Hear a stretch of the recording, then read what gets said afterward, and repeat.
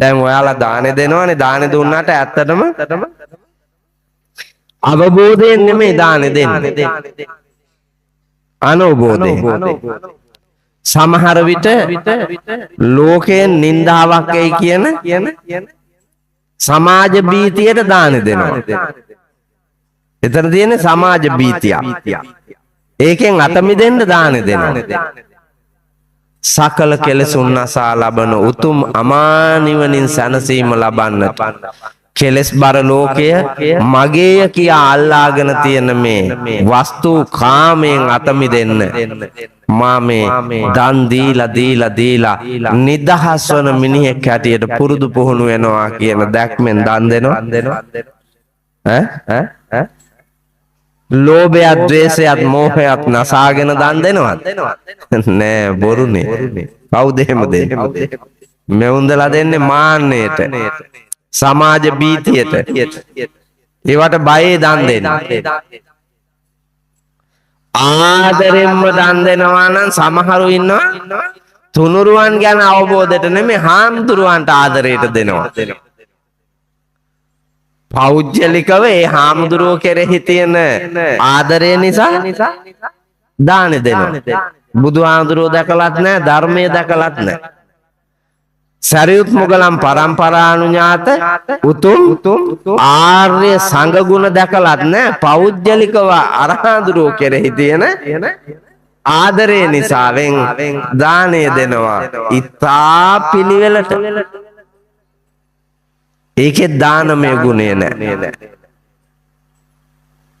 හැබැයි පුතේ ධර්මය අවබෝධ කරගන්න මිනිහා තමන්ට තියෙන්නේ මොනවාද අපේ බෞද්ධ දර්ශනයේ විස්තර වෙනවා කෑම කකා ඉන්නකොට හාමුදුරු කෙනෙක් පිණ්ඩපාත එනවා ගෙදර අය මොනවත්ම කෑම જાති නැහැ මිනිහටත් කන්න නැතුව මිනිහත් කන්නේ කටුවල ඔයාලා දැකලා නැතුව ඇති නේද ඔය ඉන්නල රටල ගෝනල වාගේ තියෙනවා වැල් જાතියක් කටුවල කියලා කැලෙන් කටුවල ගලවගෙන ඇවිල්ලා ඒ කටුවල අලයක් තම්බලා ඒක තමයි කමින් හිටියේ හාමුදුරුවෝ පිණ්ඩපාතේ එනවා මිනිස්සයාට එකපාරටම සද්ධාාවක් ඇති වෙලා දාන ටිකක්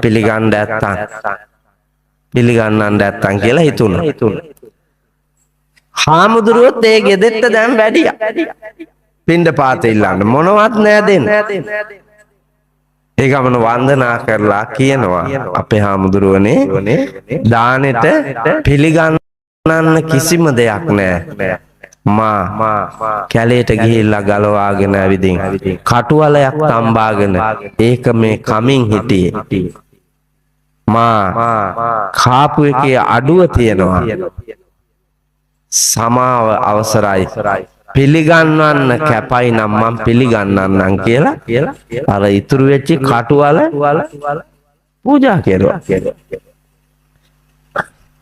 හදවතේ උපන්න තුනුරුවන් කෙරෙහි මහත් වූ අවබෝධයෙන් පැහැදිච්ච ඒ මිනිසයා කටුවල කෑල්ල පූජා කරපු උතුම් දානයාගේ බලෙන් දෙව්ලෝ උපදින්න වාසනාව ලැබලා තියෙනවා කටුවල දීලා හැබැයි ඔයාලා වෑංජන 40කුත් එක්කන් නානාවිද බද්දානෙත් පූජා කරලා අවුල්පත් පූජා කරලා කිරි යෝගට් පුඩින් අයිස්ක්‍රීම් වටලප්පන් රට්ට පහ කෙව්වා පූජා කරලා බැලුවාම මනුලවත් නෑ දෙව්ලොවත් නෑ බඹලොවත් නෑ මනුලොවත් නෑ මේ උන්දලාට ඇයි ඒක ඇතුලේ තිබ්බේ පුතා උද්දච්චකම අහංකාරකම ලෝභය තරහව ඒවනේ තිබ්බේ අයියා තරහ වෙලා අයියාගේ ගෙදර දානයක් දෙනවා අම්මටයි අප්පච්චිටයි පින් සිද්ධ වෙන්න ඕනේ මල්ලිලා ගෙදර දෙනවා අම්මටයි අප්පච්චිටයි පින් සිද්ධ වෙන්න ඕනේ අර එක කුසේ උපන් එවුන් දෙන්න දෙපොලක දෙන්නේ මේ වෛරේ එක තනේ කිරි උරා බීලා එක හැලියේ බත් කාලා මෙච්චර දුරක් ආපු මෙවුන් දෙන්න අම්මයි අප්පච්චි මැරෙනකොටම වෛරක්කාරයෝ. ඒගොල්ල දෙපොලක ඉඳලා දන් දෙනවා. අරුට පින් සිද්ධ වෙන්නේ නැහැ මූට පින් සිද්ධ වෙන්නේ නැහැ. ඇයි හිතේ තියෙන වෛරය? බුදුහාමුදුරුවෝ අනුදැනවා දාලා නික්ලේශීව දෙන්න දාන්නේ. ලෝභ තියෙන්නත් බෑ, ද්වේෂය තියෙන්නත් බෑ, මෝහය තියෙන්නත් බෑ. මෙවුන්ගේ මෝඩකම තියෙනවා. මෝඩකම හින්දා තරහයි. තරහට දෙනවා දානේ. දීලා ඉවරනකොට ලෝභ හිතෙනවා. පුතා අපරාධේ. චිස්. මං කරගත්ත ගොම් වැඩක්. ඒකට දෙන්න ඇරලා කරබාන හිටියා නම් ඉවරයි කියලා හිතෙනවා. ඇයි ගිය වියදම? ඒවා මැවිලා පේන්න ගන්න.